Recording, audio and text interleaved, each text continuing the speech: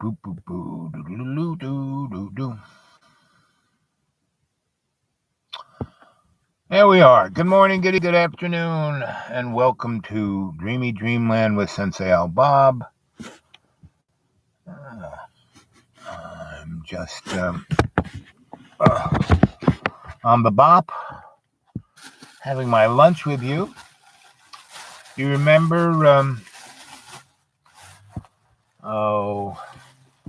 Miss Francis, are you a good bee? What are we having for lunch today? Walmart special. Fried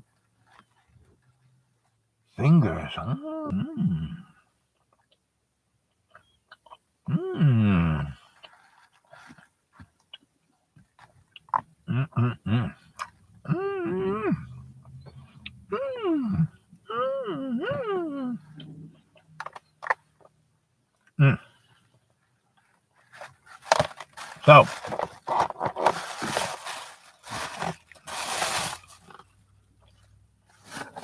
mm,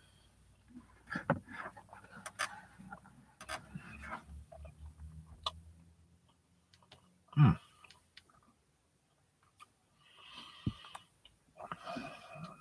So I'm seemingly allowed to do this, but no one seems to watch.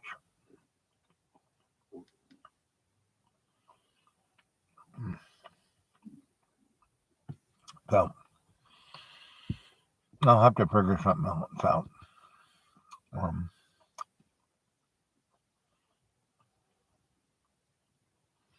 mm, mm, mm,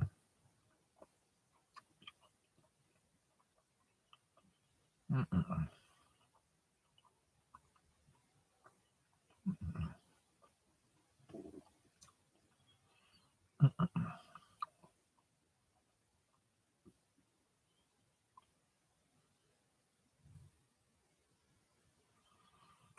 Yep,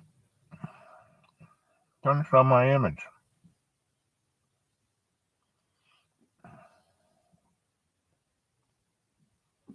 Oh, here we are. We have the deciders.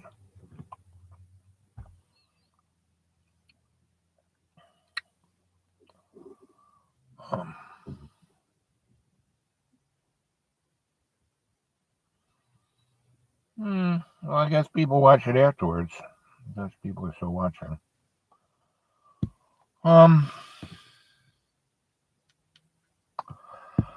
They must have changed certain palindromes on the YouTube algorithm.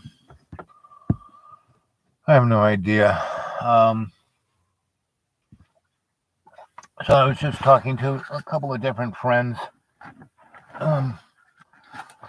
Some are social activists, and some are white social activists, and black social activists, and Asian social activists. And then on the other side of the coin, I have friends who are political activists and people who are like medical activists and police activists, who are like medical people and police.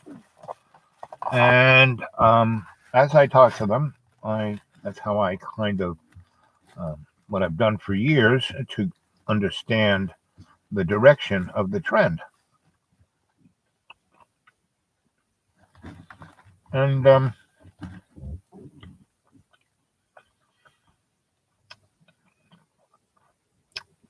a lot of the political clowns that shouldn't be are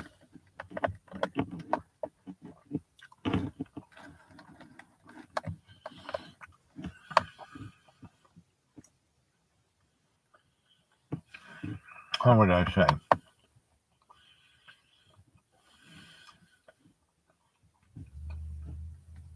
We're talking to one friend, and so he's trying to, from the inside of policing, to change it for the better. And it keeps coming, the systemic dynamic. And I was telling him, he understands the history, where it came from, and all that. How do you change it? And he called me because he said, you want something, you can only change things with a movement and not with protocol. So we were talking about what kind of movement is needed. And I was saying, if like Donald Trump got together with Black Lives Matter, Ku Klux Klan, and policing, they might be able to make a new kind of thing, right? And I was only kidding because most of those entities are manipulated, controlled by this hidden hand, right? And what's interesting about the hidden hand is that it's not so much representative of any political ideology or social dynamic. It is a organic almost entity unto itself, and that's why it's kind of invisible. You don't see the RNA in your body, because it's disease or health or whatever, but you don't see it. Oh, there's one person there. Hey, whoever that one person is, good to see you. um, so it's the movement that we need, and everything I've been involved with that has had an effect has been a movement. When I was involved in the art scene in the 60s, 70s, and 80s, I was all about it moving in a direction representing the best of humanity. And when I was involved in the anti-war and anti-nuclear and the stop nuclear power movements, that's what I saw them as movements and not a political stand. And that's why, like the anti-war movement, um, you know, it was all about Vietnam. Well, no, there were hundreds of other wars going on at the same time. Right? It was more the motif of war, and I met when my draft board finally caught up with me, and I ended up working at Fort Hamilton, and I was sent off to study alternative medicine with all these different shamanic and cultural healers. I basically met some very interesting people who were on the same path as me, and they were all of different ages. And the ones who were most interesting were the grandmas, right? And in the late 70s, 75, 76, I was in Vermont, and I was, and this is before Wavy died. He was trying to make Earth People's Park in right on the border of Canada and the United States, so anti-war guys could just skip over the border. And so I was up there, and I met these grandmas, and they were quilters, right? And they were quilting quilts for people who had been injured and were in VA hospitals, right? And they were putting shamanic energy into these things to heal them, right? And it was working quite interesting. And my sensei wanted me to, because I was into studying things like this, to study this. So he introduced me to these people. Anyway, long story short, from those ladies, I met a whole bunch of the people across America, across the world, who were doing this quilting and making these quilts of social dynamic imagery and putting shamanic energy into it to amplify, right? And so these girls, ladies, I call everyone girls, guys, girls, and we were having a quilting bee, and one person, he had lost a grandson to the Vietnam War, and it was supposed to be over, but it wasn't. People didn't realize the Vietnam War really didn't stop, and it kept going. Pol Pot and all of that other stuff was, still the Vietnam War, and so. And this is more middle 70s. I don't even know if Jimmy Carter was, maybe Ford was still president. I'm quite sure, but somewhere in there. Anyway, what happened was we had this quilting bee in Maryland, and we made this big, like challah bread quilts, and we kind of made the quilts and then kind of wrapped them into each other and made a big long kind of rope, and that was kind of interesting. And we went down to, I said, why don't we, because around the Pentagon is almost like a park. It's like miles and miles, just beautiful, um, you know, uh, lawn. And so we went down there and found a place that you could hang out in.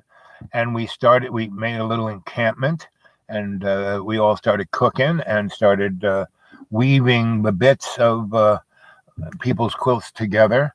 And we made a gigantic rope to go all the way around the Pentagon. And we had people drumming and praying and meditating from every kind of element of religion, spirituality, doing it, and it was quite interesting. And very soon after that, and they never came, people come out, what are you doing? And we give them whatever we're cooking. Why, this is really good food. And then more and more of those folks from the Pentagon in uniforms and in suits would come out and have lunch with us. And like I said, it was like a park. So there were all these benches under trees with picnic tables and I say that's how we stopped the Vietnam War. And we tried to continue that in to stop war in general. And the Pentagon is one of these centers of warness. And at a certain point, they said, "Okay, you can go now," and kind of made it realize, okay, you've done all you can do, and thank you very much. And so, and the things that we had set out, end the Vietnam War, stop certain elements of conflict, and we did. And whether we did it or who did it, who knows? But we had that intent to do it, and that's kind of the movement that is needed. Is that we need to find what we want, and no one, what do you want? And there's some, COVID and economics and race and all these are distractions, and no one in any of those silos can even figure out what they want, because they're not supposed to. They're just supposed to be there in conflict. And so I went to this party a couple of weeks ago. It was a friend's birthday party, and he wanted me there to read palms and be this one guy keeps calling me the shaman. And in that ilk of restaurateurs, they all hang with each other. That's what I'm known there as the shaman. Anyway, so I did that. But there was about, I don't know, 50, it was a 4-day party. And so on the 4 days, maybe 100 people showed up.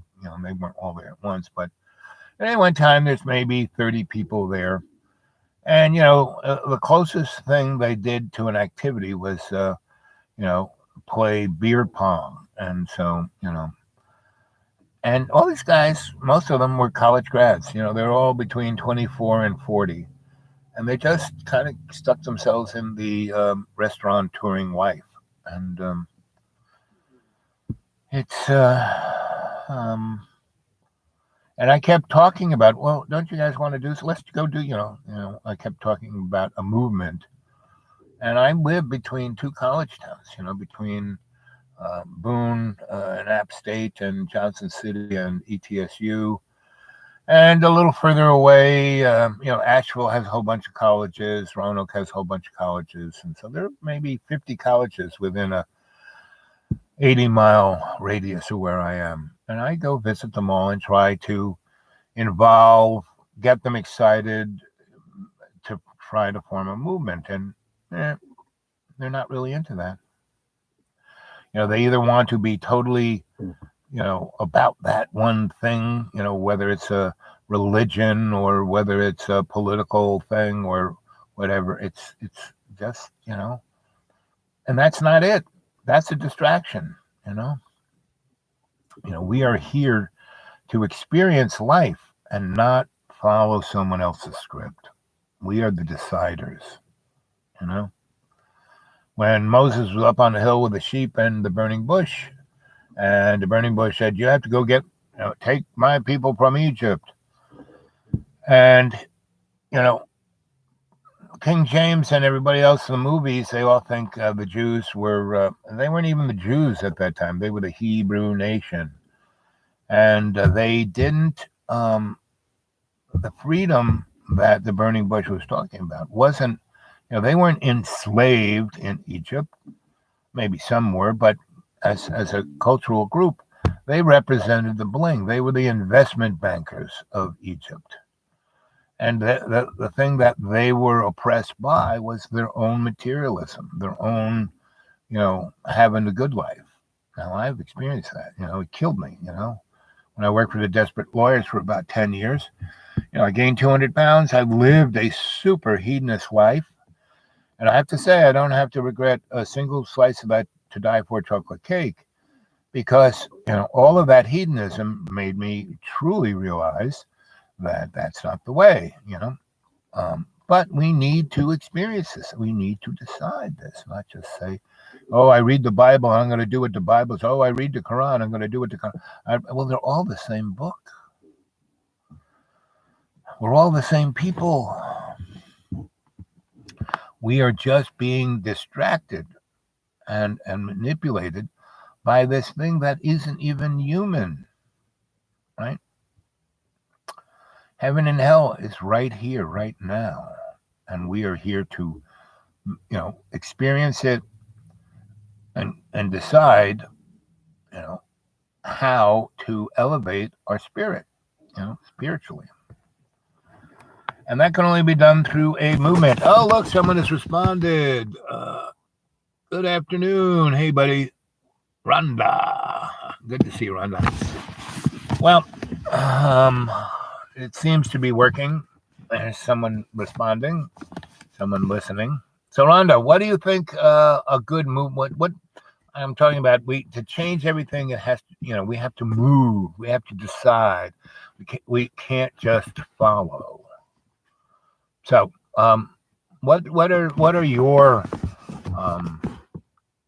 insights or visions on what the movement should be?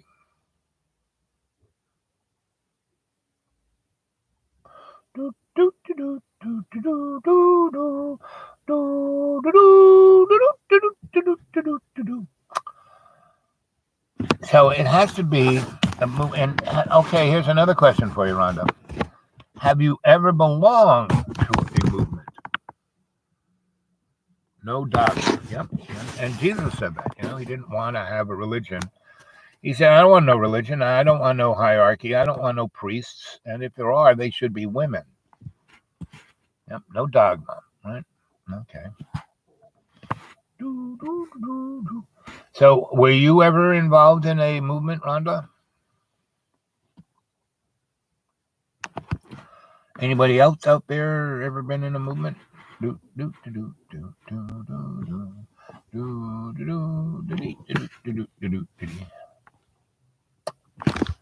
Let's see. Yes, I was in a very straight religion. Okay. And I would have to say most religions, I don't know any religion that isn't a straight religion, Even, oh no, I'm talking about something interesting in your connection this week, and you're going to be bumped off. So 19 minutes and 12 seconds.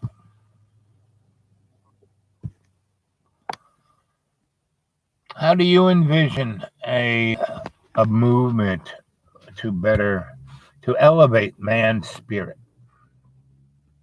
And when I say man, I mean women too. Let's see. When you think you know everything, you know nothing. Yep, pretty much. That's pretty much why I always say, I don't know. Don't believe a word I say. This show is only for your entertainment, your laughs and giggles.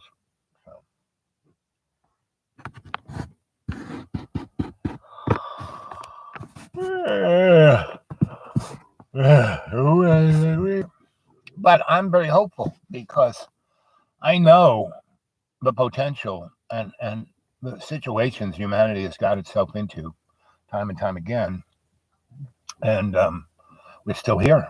I mean, the United States has over 30,000 nuclear weapons ready to go.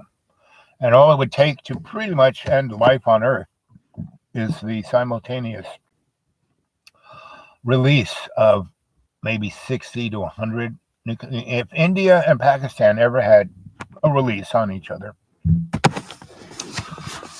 that would be the end of human race, because it would blow so much dirt, radioactive dirt, up into the stratosphere and come down upon us all that we pretty much would, good portion of us would die of radiation poisoning, and it would definitely foul our water and our earth, so we couldn't grow anything.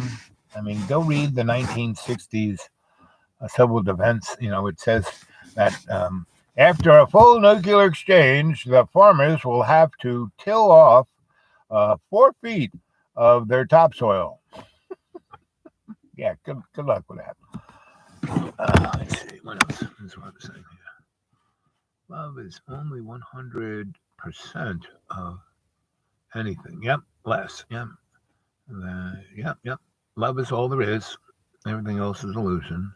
So when you live life, put others first. Yep, everything falls into place. Exactamundo. Yep. And that's the movement. Putting other people first. Everything falling into. I'm going to use that, Rhonda. It's going to be in the. So I have the logo, the we and me. And so I think that is one little slogan, but we need more of that, and that exemplified not by just a slogan, but by action of your everyday, what you do every day. And one of the major things I do every day when I'm around people is I give them all the time they need to express in totality what's on their mind, what's bothering them, what they feel good about, bad, etc., to get them to a point where they can go, and think about it without it all being cluttered up. But I think you got it. You hit the nail on the head when you said, when you put others first, everything else falls into place. And that is so that's the movement we have to start deciding to do every day, every minute, every second. We do that. Okay? And anybody else got anything to say? How about you there, Madame? Rhonda. Help me, Rhonda. Help. I like that song. I like that name, Rhonda. Rhonda.